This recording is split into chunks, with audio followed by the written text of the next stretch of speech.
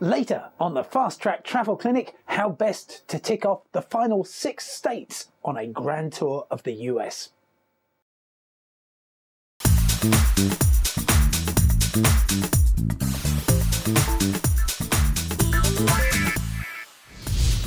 Hello and welcome to the Fast Track Travel Clinic with me, Simon Calder. And let's start with an email from Yvonne Bennett, whose husband has an ambition to visit all 50 states in the US, and he has just 6 remaining. New Mexico, Oklahoma, Kansas, Nebraska, Missouri and Arkansas.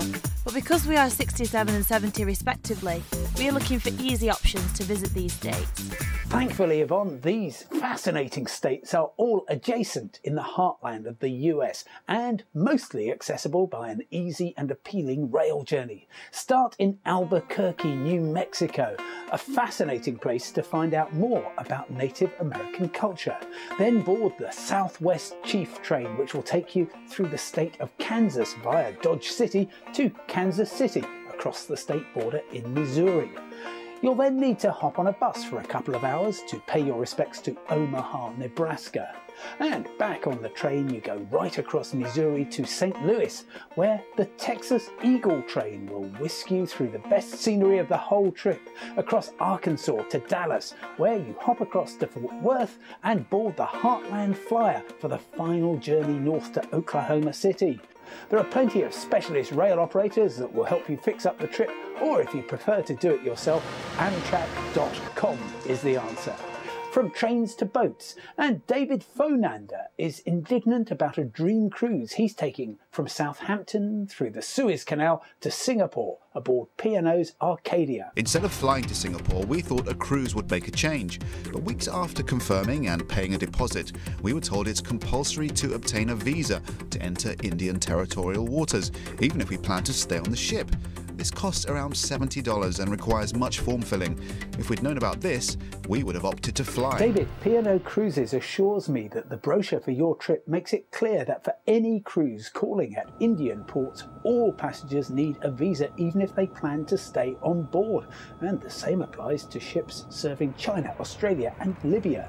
So I can't see you have a right of redress. But equipped with your expensive Indian visa, you'll be free to explore the great city of Mumbai, one of my global favourites, and the fascinating colonial heritage of Cochin.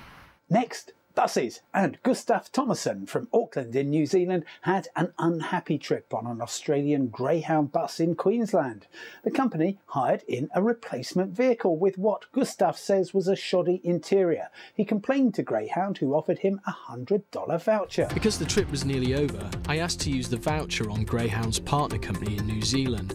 To this day, I haven't heard back.